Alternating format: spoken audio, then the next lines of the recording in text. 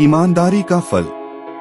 काफी समय पहले की बात है। प्रतापगढ़ नाम का एक राज्य था। वहाँ का राजा बहुत अच्छा था, मगर राजा को एक सुख नहीं था। वह यह कि उसके कोई भी संतान नहीं थी और वह चाहता था कि अब वह राज्य के अंदर किसी योग्य बच्चे को गोद ले ताकि वह उसका उत्तराधिकारी बन सके और आगे की बागडोर को सुचारू रूप से चला सके। और इसी को देखते हुए राजा ने राज्य में घोषणा करवा दी कि सभी बच्चे राजमहल में एकत्रित हो जाएं। ऐसा ही हुआ। राजा ने सभी बच्चों को पौधे लगाने के लिए भिन्न भिन्न प्रकार के बीज दिए और कहा कि अब हम 6 महीने बाद मिलेंगे और देखेंगे कि किसका पौधा सबसे अच्छा होगा। महीना बीत जाने के बाद भी एक बच्चा ऐसा था जिसके गमले में वह बीज अभी तक नहीं फूटा था, लेकिन वह रोज उसकी देखभाल करता था और रोज पौधे को पानी देता था। देखते ही देखते 3 महीने बीत गए।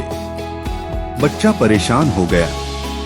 तभी उसकी माँ ने कहा कि बेटा धैर्य रखो, कुछ बीजों को फलने में ज्यादा वक्त लगता है। और वह पौधे को सींचता रहा। 6 महीने हो गए। राजा के पास जाने का समय आ चुका था, लेकिन वह डर हुआ था कि सभी बच्चों के गमलों में तो पौधे होंगे और उसका गमला खाली होगा। लेकिन वह बच्चा ईमानदार था और सारे बच्चे राजमहल में आ चुके थे। कुछ बच्चे जोश से भरे हुए थे क्योंकि उनके अंदर राज्य का उत्तराधिकारी बनने की प्रबल लालसा थी। अब राजा ने आदेश दिया, सभी बच्चे अपने अपने गमले दिखाने लगे। मगर एक बच्चा सहमा हुआ था क्योंकि उसका गमला खाली था। तभी राजा की नजर उस गमले पर गई। उसने पूछा, तुम्हारा गमला तो खाली है। तो उसने कहा, लेकिन मैंने इस गमले की 6 महीने तक देखभाल की है। राजा उसकी ईमानदारी से खुश था कि उसका गमला खाली है, फिर भी वह हिम्मत करके यहाँ आ तो गया। सभी बच्चों के गमले देखने के बाद राजा ने उस बच्चे को सभी के सामने बुलाया। बच्चा सहम गया और राजा ने वह गमला सभी को दिखाया। सभी बच्चे जोर से हंसने लगे।